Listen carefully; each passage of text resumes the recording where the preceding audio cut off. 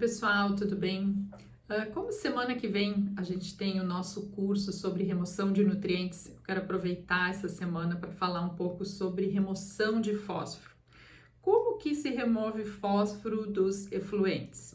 Duas maneiras, tem o processo biológico e eu também posso fazer uma precipitação, posso utilizar coagulantes para fazer isso. Quais são os coagulantes que normalmente se utiliza? Então, cloreto férrico, sulfato de alumínio, posso usar cal também, é uma opção.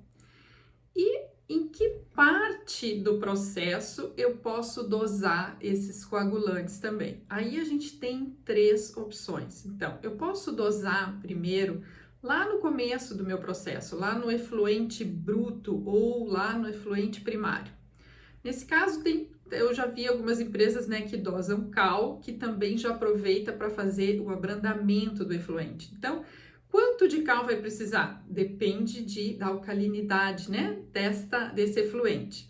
Então, aí nesse caso, a minha precipitação do fósforo, ela é quase como um processo secundário, porque quando eu adiciono cal num efluente bruto ou no efluente primário, eu vou ter uma redução enorme também de sólidos e de DBO. Então, preferencialmente, o coagulante ele vai ser utilizado, vai ser consumido por essa DBO e por esses sólidos. E se a gente usar cal, para vocês terem uma ideia, mais ou menos só uns 10% do cal é que vai ser utilizado para remover o fósforo. Mas sim, é possível fazer esse processo. Claro que depois vai ter que ajustar o pH, né, se for utilizar cal, porque o pH vai ficar muito alcalino e vai ficar inviável para um processo biológico depois, se eu for continuar, né, o tratamento com processo biológico. O que pode ter algum problema se eu, né, remover muita DBO, sólidos, o que poderia acontecer no meu processo biológico? Se eu também tenho uma remoção de nitrogênio, se eu vou fazer uma denitrificação, talvez eu remova muita DBO e aí não tem carbono orgânico suficiente para fazer a denitrificação. Então, isso pode ser um problema de se dosar lá no começo do tratamento. Outro problema vai ser a grande quantidade de lodo que vai se dosar, porque imagina a gente vai estar removendo muitos sólidos, muita DBO, a quantidade de lodo produzida vai ser bem grande também. Mas sim, dependendo do que se tem a seguir, né, qual é o objetivo do tratamento, é possível sim que seja dosado lá no começo. Qual seria a outra opção? A gente poderia pensar num processo biológico, por exemplo, lodos ativados, eu posso dosar no tanque de aeração. Então, nesse caso, eu poderia dosar no tanque e ainda após o tanque, antes, né, do decantador secundário. Que aí eu vou ter uma recirculação, esse lodo, ele vai acabar sedimentando no decantador secundário e parte dele retorna. Qual é a vantagem disso? Eu vou ter uma quantidade de produto, de coagulante recirculando no processo e isso com o tempo vai fazendo com que a quantidade que eu precise dosar, ela vá reduzindo, porque otimiza muito isso, eu vou utilizar ao máximo o meu coagulante, porque no momento que eu mantenho ele, né, circulando no sistema, eu vou utilizar ele ao máximo da capacidade. Então, essa é uma opção sim, mas nesse caso eu não posso dosar cal, porque aí eu vou ter esse pH super elevado no tanque de aeração, que não pode acontecer de forma alguma. Então, nesse caso, eu precisaria usar somente sulfato de alumínio ou cloreto férrico, é uma opção sim. Qual uma preocupação que eu devo ter? O meu decantador secundário, ele vai ter que ser bem maior, porque a quantidade de sólidos, a carga de sólidos que eu vou estar aplicando nesse decantador, ela vai ser maior. Então, isso tem que ser planejado. Eu não posso simplesmente começar a dosar esse produto sem verificar se o meu decantador secundário tem capacidade para isso. Mas esta também é uma opção. Qual seria a outra opção de se fazer a dosagem? Seria lá no final do meu processo biológico, como já um tratamento terciário. Aí eu vou remover, né, só o fósforo lá no final. Qual é a vantagem disso? Bom, eu já passei por todo o meu processo de tratamento, então o fósforo orgânico que está presente, né, os fosfatos orgânicos que estão presentes lá no começo no meu efluente bruto, eles têm a chance de serem degradados e serem transformados em ortofosfato.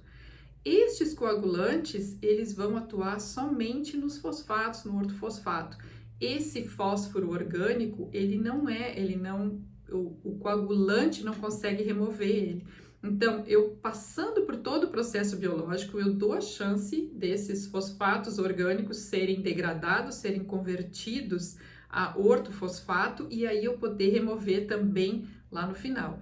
E a outra vantagem é que eu vou, né, ainda eu vou poder qualquer sólido suspenso que passe pelo meu decantador, né, digamos um decantador com uma eficiência que não seja muito boa, que eu tenha uma quantidade maior de sólidos, o meu coagulante, ele vai abater esses sólidos. Então eu vou sair com uma qualidade de um efluente tratado muito boa, com teor de sólidos muito, muito baixo e com teor de fósforo também. E nesse caso aí eu posso dosar, se eu for dosar cal, eu também, né, talvez eu precise ajustar o pH depois sim, para poder utilizar ou lançar esse efluente.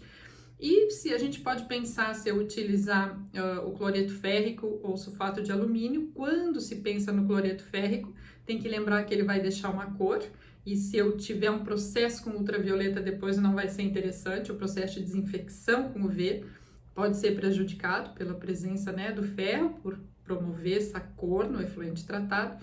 Então eu teria a opção do sulfato de alumínio. Aí lembrando que o sulfato de alumínio vai reduzir um pouco o pH.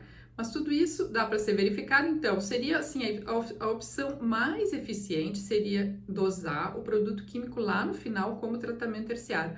Mas tudo depende, né, do processo, do tipo, do que se deseja obter. Então, né, se eu quero dosar lá no começo, se eu quero remover DBO e sólidos, então talvez eu já queira dosar lá no começo.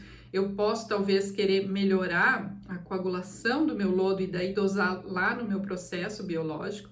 Então, tudo depende, cada caso vai ser diferente. Todos esses três funcionam para dosar.